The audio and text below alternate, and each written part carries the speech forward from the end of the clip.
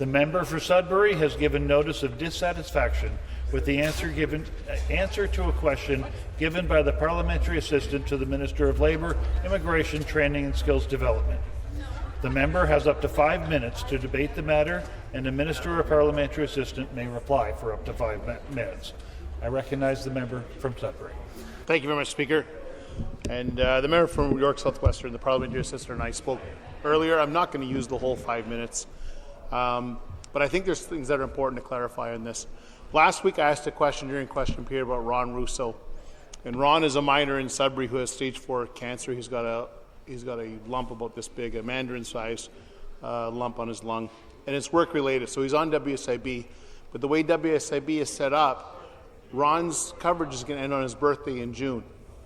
And the problem that's faced is that Ron isn't retiring or planning to retire in June.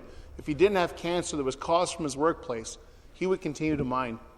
And what he's looking at right now, because of this cutoff period, is, do I return to work while fighting cancer so I can try to support my family?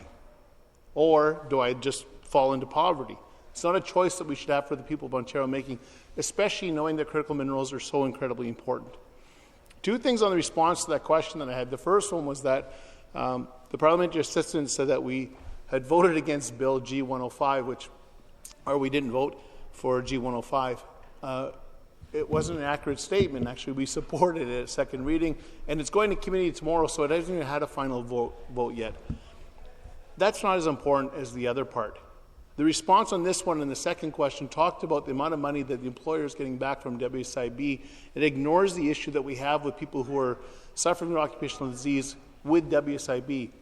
The amount of money that is being returned to the employers because we have this surplus is created because people like Ron aren't getting the funding that they need.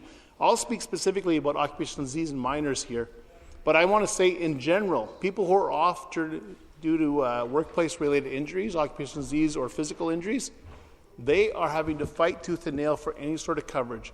And there's a variety of ways for WSIB to discount the amount of money they're entitled to or to cut them off entirely. And to claim success for employers is not an effective way of dealing with what's going on here. It's not fair to the people of Ontario, especially a government that's branded themselves as protecting Ontario. Let's protect Ontario's workers.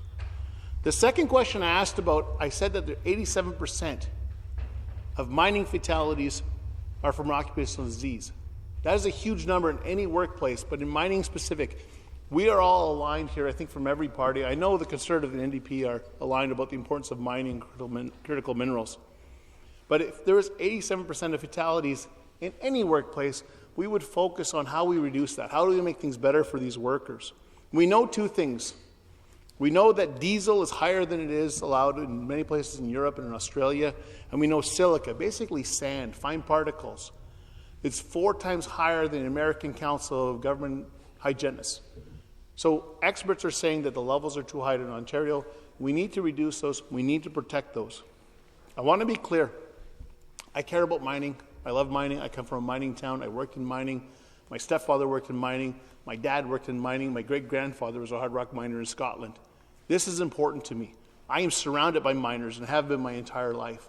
If we want to attract people into mining, we cannot have generational miners, grandfathers, fathers, and now mothers who are getting more involved in mining, telling their kids, don't get into this field, it's going to kill you. That's what's happening in my city. Generational miners telling their kids, don't do this. I want to attract people into mining. It's an exciting career. It pays well. It's profitable for the company, for the community. We need to be successful at this, but we cannot have 87% of people dying from occupational disease and not take action to protect the workers.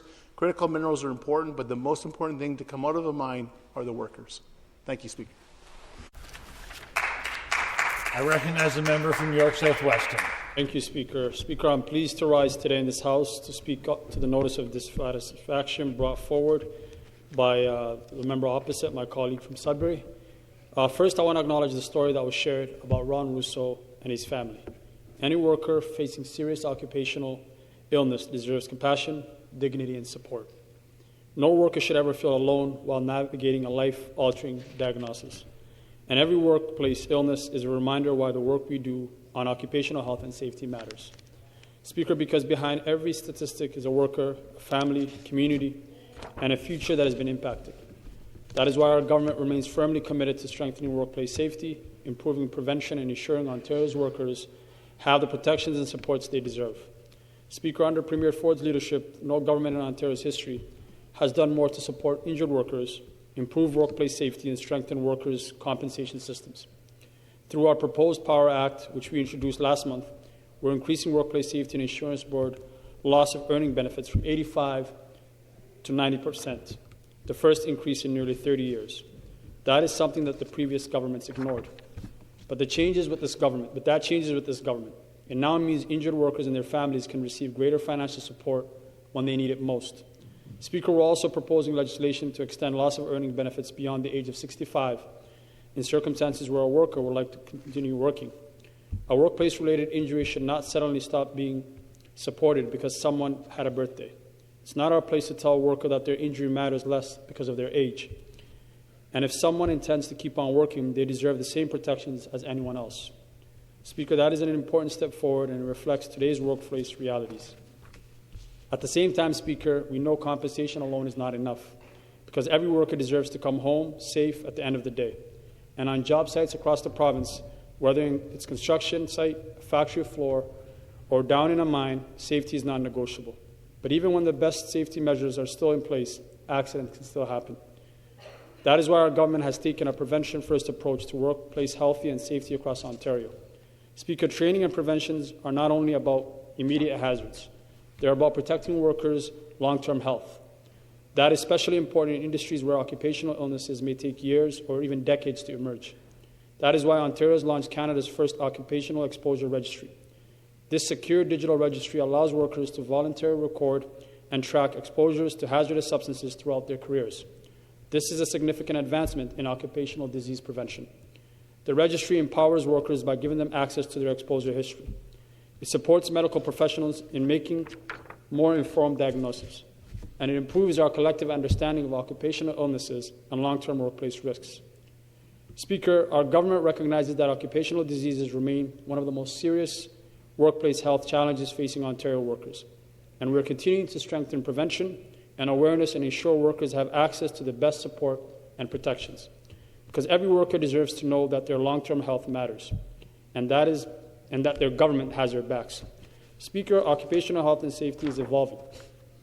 Rapid technological changes are transforming workplaces across Ontario.